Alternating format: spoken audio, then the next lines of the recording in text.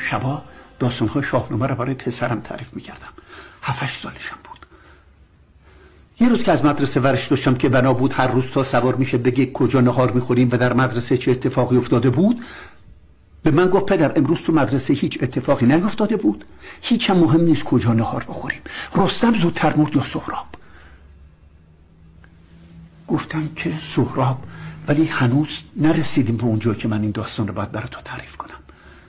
او به احترام پدری دیگه کنجکاوی نکرد، ولی من خواب ازم گرفته شده بود که چجور توی مملکت غربت که من دارم به این میگم باید به رستم افتخار کنی، بهش بگم رستم پسرشو کشت، شبا دیگه چجوری تو اتاق که من خوابیدم خوابش میبره.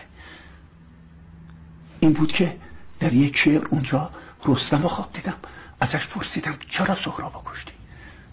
خواب میدیدم، تیکای کوچیکشو میخونم، خواب میدیدم که رستم بود و من بودم، قصه دار قصه فرزند کشتن، با تهمتن هم سخن بودم. من به او میگفتم ای پیر دلیر پهنه تاریخ، یک تازه صحنه تاریخ، داستان رستم و سهراب را خواندم، داستان پور و باب قوت ور در موجهای خشم و کین در بحر بی پایاب را خواندم. آشکارا در دل سهراب مهر رستم بود، در دل رستم ولی مهر پسر کم بود. هر کس این داستان را خواند با دلی خونین به رستم تاخت، کو چرا سهراب را نشناخت. رستم اما گفت میدانستم از آغاز، کن برو بازوی سهراب است. وانچه چون خورشید میتابید بر جانم، آفتاب روی سهراب است. من بر آن رخش جوانان روز رستمی، اما جوان دیدم، راست میگویم در آن پیکار رستمی را ناتوان دیدم.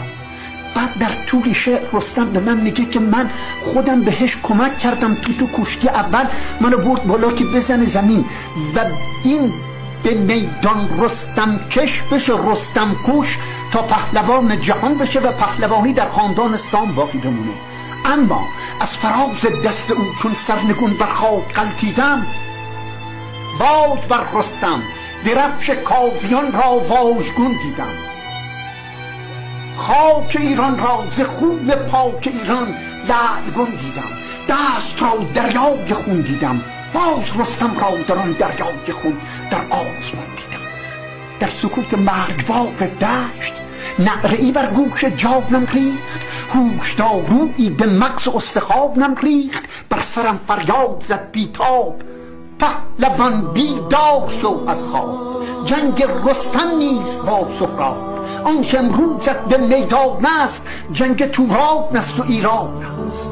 پیچ از اون که تیغ سهرابم بدراند جگر، در کشتی اول خود تهمتن را به دست خویشتن کشتم.